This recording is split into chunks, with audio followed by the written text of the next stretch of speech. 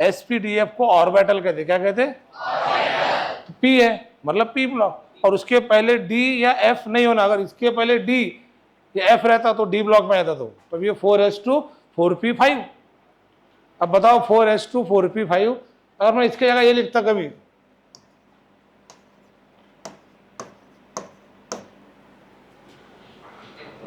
ये s block है कि d ब्लॉक है? हाँ d ब्लॉक है। अरे बाजी s के पहले d है, जब s के साथ d रहता या p के साथ d और f रहता तो वो s p नहीं रहता, वो d और f पकड़ा जाता। तो 3d2 4s1 ये s ब्लॉक है कि p ब्लॉक है? हाँ d ब्लॉक है, मतलब 3d2 इसको 4s2 कर लें, तो भले ये 4s है उसके साथ में गए वो डी ब्लॉक बनेगा, उसके पहले डी नहीं होना। समझ में आ रहा है क्या ये? हालांकि ये मैं आपको इलेक्ट्रॉनिक कॉन्फ़िगरेशन जब वापस आएंगे ना तब इसी से शुरुआत करने वाला हूँ, तो आपको और अच्छे से बताऊंगा। मैं आपको सिर्फ एक क्वेश्चन के लिए बता रहा हूँ अभी कि ब्लॉक कैसे पहचाने। तो बाजी इधर बोर्ड पे ध्यान दो ना, इधर कहाँ ध्यान है आपका? हटा दूंगा क्लास के बाहर। एक छोटी सी इंस्ट्रक्शन है कि पढ़ाते टाइम में कहाँ ध्यान देना चाहिए? इतनी औकात नहीं है आपकी, झामले धंधे कर रहे क्लास में। अनाज खा के आया करो, गोबर मत खाया करो रास्ते जाते आते। तो ये कॉन्फ़िगरेशन पहचान। अब 4s2 4p5 मतलब इसमें d है क्या? f है क्या? मतलब आखिरी में जो दिख रहा है वही रहेगा, मतलब क्या दिख रहा है? p, मतलब कौन सा ब्लॉक है? और p ब्लॉक में कौन सी रो? ये रो। अब p ब्लॉक में 6 कॉलम है, 1 2 3 4। p ब्लॉक का पहला कॉलम यहां से शुरू होता, बराबर है कि नहीं? तो चौथी रो p ब्लॉक, पांचवा कॉलम 1 2 3 4 5, और चौथी रो पहली दूसरी तीसरी चौथी चौथी रो, ये एलिमेंट है। अरे समझ में आ रहा है क्या? अब बताओ एलिमेंट कौन सा है? फ्लोरीन क्लोरीन ब्रोमीन, तो एलिमेंट कौन सा रहेगा? ब्रोमीन। तो किसका कॉन्फ़िगरेशन है? ब्रोमीन का। थोड़ा सा हार्ड है ये, अपन छुट्टियों के बाद इसकी और अच्छे से प्रैक्टिस लेंगे, अभी सिर्फ टेम्पररी बता रहा हूं मैं। तो ये हो गया एस ब्लॉक का और ये हो गया पी ब्लॉक का, और डी ब्लॉक का और एफ ब्लॉक का मैं लिख देता, पर आपको याद रहा तो ठीक, नहीं तो टेंशन मत लो, आपको छुट्टी बाद देंगे। डी ब्लॉक का इलेक्ट्रॉनिक कॉन्फ़िगरेशन n-1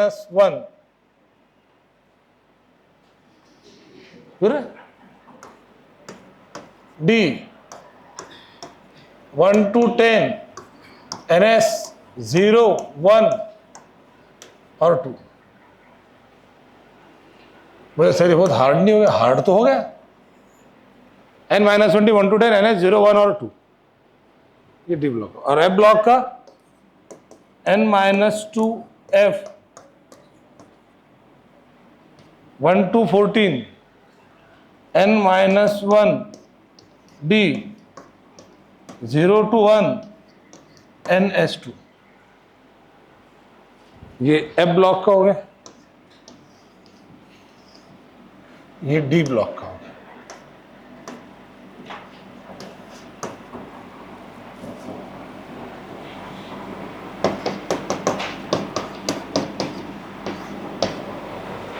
अब आपको ये अगर रट्टा मारे तो मार लेना, नहीं मारे तो कोई दिक्कत की बात नहीं, ये अपन छुट्टियों के बाद देख। पर अभी आपको एटलीस्ट ये समझ में आ जाता है कि एलिमेंट एस ब्लॉक का है कि, तो जहाँ पी के साथ एस के साथ डी एफ नहीं है आखिरी में, उसको लग के तो है ना प्योरली एस ब्लॉक और पी ब्लॉक का। समझ में आ रहा है क्या? बेटा ये ओपन करना अपना क्वेश्चन जो लाए थे, तो इसमें क्यों बैक स्टेज में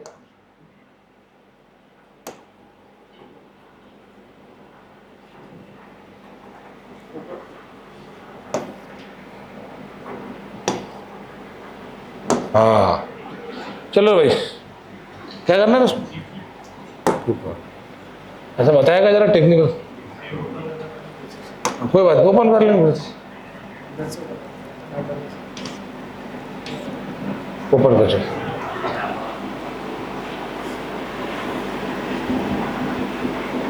तो अब जो मैं लेने जा रहा हूँ, ये जो इलेक्ट्रॉनिक कॉन्फ़िगरेशन है, कोई होमवर्क नहीं दे रहा हूँ, सिर्फ समझाया मैंने। S block, P block, D block, F block अपन आफ्टर दी वैकेशन ही फिर से अच्छे से पढ़ेंगे, कि डरने की जरूरत नहीं। से n-1 पर तो n के लिए करेंगे 4 to 7, कौन सा ब्लॉक है? तो डी ब्लॉक के लिए n के लिए कौन सी रहती? 4 to 7। यहाँ पे एफ ब्लॉक के लिए n के लिए करेगी 6 and 7, अरे समझ में आ रहा है कि टेंशन मत लो।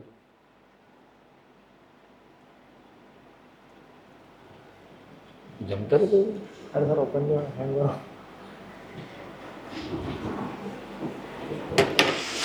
अब ये कल से छुट्टियां लग रही है ना, शादी ब्याह के मौसम चल रहे, किसके भी घर पे कहीं भी कुछ भी शादी हो तो हमको दावत में जरूर बुलाए,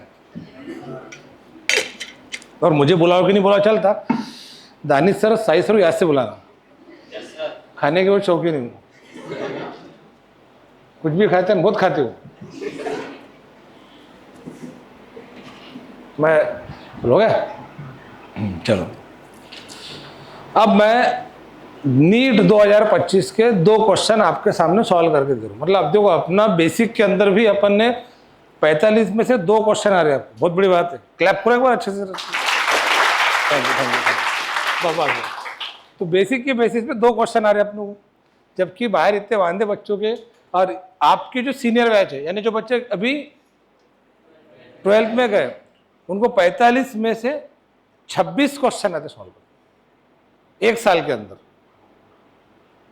ये मैंने 26 क्वेश्चन निकाल के बताया उनको कौन से आए थे। केमिस्ट्री कितने, और बायोलॉजी के फिजिक्स के अंदर भी 45 में से उनको भी 13 क्वेश्चन आते, जबकि उनके चैप्टर 8 ही हुए भी फिजिक्स के, 8 हुए करके 13। अगर पूरे होते आज ज़्यादा होते थे, और उनका फिजिक्स का पहले सिंगल टाइम ही चला लेक्चर, अब फिजिक्स का डबल टाइम करते करके नंबर ऑफ चैप्टर 8 हुए, और केमिस्ट्री के नंबर ऑफ चैप्टर 12 हुए, तो 12 में उनको 26 क्वेश्चन आ रहे सॉल्व करते हुए। एक 21 चैप्टर है।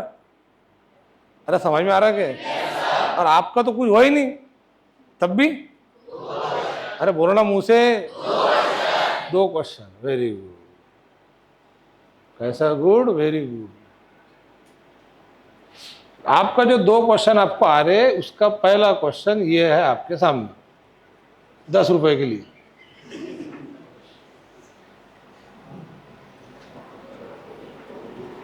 हाँ चलो, ये पहला क्वेश्चन हैंग हो रहा थोड़ा, इसको ये करना पड़ता है।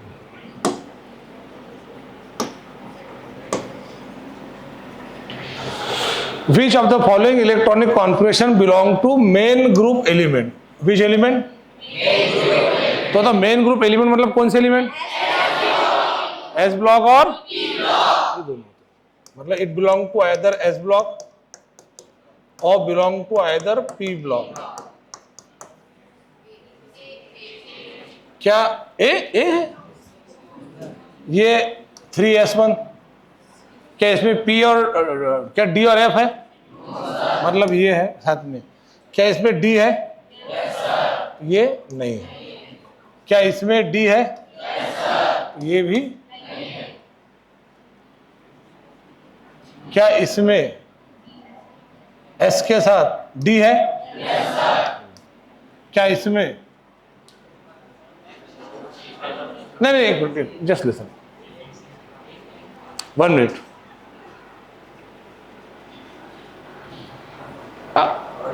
डी वाला जो कॉन्फ़िगरेशन है, डी वाला कॉन्फ़िगरेशन वो अगर पूरा भरे हुआ है, डी वाला कॉन्फ़िगरेशन अगर पूरा भरे हुआ है तो फिर उसको डी नहीं पकड़ा जाएगा, बस साथ में एस और पी।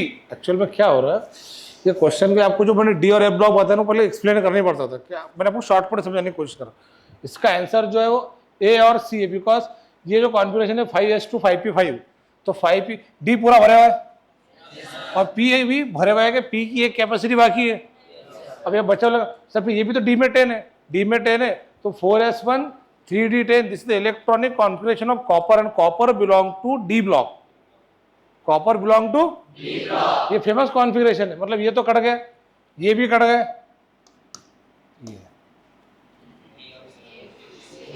तो चलो ये क्वेश्चन अभी आपको आधा आता आधा नहीं आता, क्योंकि अपन ने सिर्फ एस ब्लॉक और पी ब्लॉक को एक्सप्लेन करे। अभी डी ब्लॉक एफ ब्लॉक बाकी है अपना, उससे भी ऊपर छोड़ दो। एक्चुअल में एक लेक्चर अगर आपको हो जाता था, और that is electronic configuration. Electronic configuration आता है क्या आपको?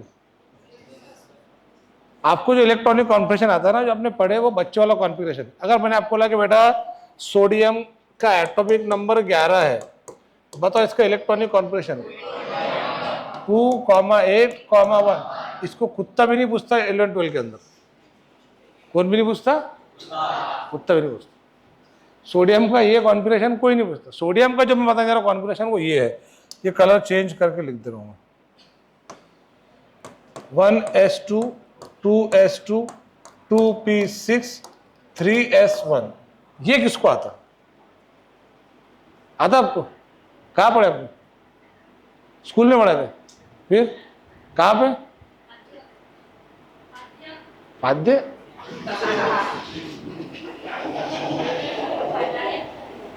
टेंथ में? आप टेंथ वहाँ पढ़ेंगे आपने? फाउंडेशन पढ़े? अब तो ठीक है, फाउंडेशन तो पढ़ा ही सकते ना, फाउंडेशन तो यही पढ़ाया जाता है। तो ये आता मतलब पता है आपको, समझो थोड़ा पर कितने एलिमेंट तक आता है? 30 तक के, 1s2 2s2 2p6 3s2 3p6 4s2 3d10, यहाँ तक के आता होगा ना। और तो यहाँ तक के जाए इसको अब्बो प्रिंसिपल से निकालना कहते हैं। कौन सा प्रिंसिपल? अब्बा का प्रिंसिपल, ऑफ बाउ प्रिंसिपल, AUFBAU, ऑफ बाउ, ध्यान दो ना, अब्बो, अब्बो का प्रिंसिपल। तो ठीक है, तो अब्बो प्रिंसिपल जो है, तो ये आपका होना बाकी है। तो मैं आपको बताना चाह रहा, आफ्टर दी वैकेशन जब आप आएंगे तो मैं आपको बहुत इंटरेस्टिंग एक चीज पढ़ूंगा और उसका नाम है इलेक्ट्रॉनिक।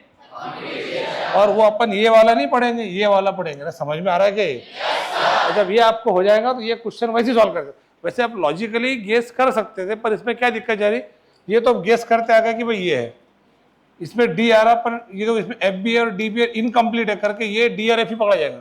इसके अंदर D10 है पर 4s1 है, भले 1 है, पर इलेक्ट्रॉनिक कॉर्पोरेशन कॉपर का है। एक्स्ट्रा रूल ऑफ स्टेबिलिटी लगने की वजह से ये ऐसा हुआ था। तो ये आपको भी अभी अगर बताओ ना तो बच्चा टेंशन के बारे में बढ़ जाए, सर क्या हो रहा करके, ये करके मैं इसको भी बता नहीं रहा। ये क्वेश्चन अपन फिर से लेंगे, but after the summer vacation लेंगे। समझ में आ रहा है? तो अब दूसरा जो क्वेश्चन जो आपको आना चाहिए था नीट का सॉल्व करते हुए, वो ये है,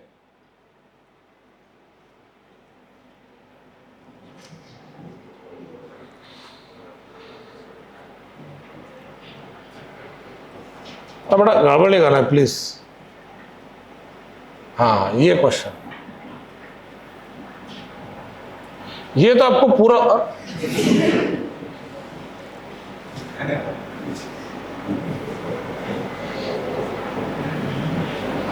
ये कौन बैठे बैठे बद्दुआ दे रहा है यहाँ? चलो ठीक है, ये क्वेश्चन जो ये आपको 100% आता है। Among the following choose the one with equal number of atom. आपको क्या करना है, ABCD में आपको 5 एलिमेंट दिए, 5 कंपाउंड दिए हुए। जैसे मान लो पहला कंपाउंड है Na2CO3। कौन सा कंपाउंड है? और अच्छी बात यह है कि आपको उसका मॉलिक्यूलर वेट रेडीमेड दिया गया, नहीं दिए तो फिर आपको क्या करना, निकालना पड़ता था। तो आपको Na2CO3 का मॉलिक्यूलर वेट दिया हुआ है। क्या आपको Na2CO3 का गिवन वेट भी दिया हुआ है? आप क्या निकाल सकते हैं? Number of mole, given weight upon ये आ गया आपका नंबर ऑफ मोल। अरे समझ में आ रहा है क्या? और नंबर ऑफ मोल को किससे मल्टीप्लाई करना है? एटॉमिसिटी। देखो नंबर ऑफ एटम का फार्मूला क्या है? Number of mole into atomicity into Avogadro number.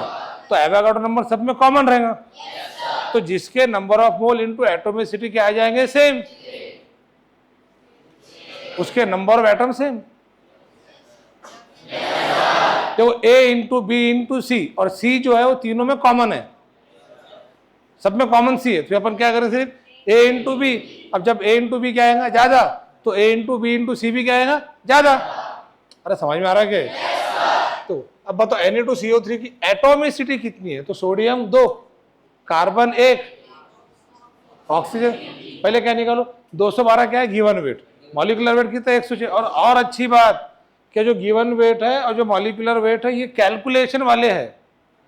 212 बटा 106 2। तो इसकी 2 इंटू एटोमिसिटी, एटोमिसिटी कितनी होगी? 6। सॉल्व नहीं करना, रन देना इसको बस। बाद में Na2O, अगला एलिमेंट Na2O। बताओ Na2O की एटोमिसिटी, और इसका गिवन वेट 248, मॉलिक्यूलर वेट 62। अब बताओ 248 अपॉन 62, लॉजिकल बात है। आखिरी में 2 है, इधर आखिरी में 8 है, तो 2 और 8 का रिश्ता 4, तो 4 से मल्टीप्लाई करके देखने का। तो ना 60 को 4 से मल्टीप्लाई करो 240, और 2 को 4 से मल्टीप्लाई करो 8, 240 और 8 आ गए, मतलब ये रहेगा 4। इसकी एटम डेंसिटी कितनी है 4 इंटू 3। अब बताओ 2 इंटू 6 कितना हो जा रहा है 12, 4 इंटू 3 कितना हो जा रहा है 12। क्या इनके number of mole into atomicity same आ रहे? तो इनके नंबर ऑफ एटम भी, बिकॉज दोनों को नंबर ऑफ एटम में कन्वर्ट करने के लिए अपन दोनों को किससे मल्टीप्लाई करेंगे? आयोड नंबर। अब 12 को आगे कैसे मल्टीप्लाई करेंगे? आयोड नंबर। तो 12 इंटू 6 इंटू 10⁻23, यहाँ पे 12 इंटू 6 इंटू 10⁻23। तो जब 6 इंटू 10⁻23 कॉमन है तो पहले का नंबर सेम रहा तो आगे का नंबर भी क्या आ जाएगा? सेम आ जाएगा। समझ में आ रहा है कि? उसके बाद 240 ग्राम NaOH। अब बताओ 240 ग्राम NaOH, हाँ तो 240 गिवन वेट है। NaOH की एटम डेंसिटी कितनी है? 1 मतलब 3, और गिवन वेट कितना है इसका? मॉलिक्यूलर कितना? 40। 240 बाय 40, हाँ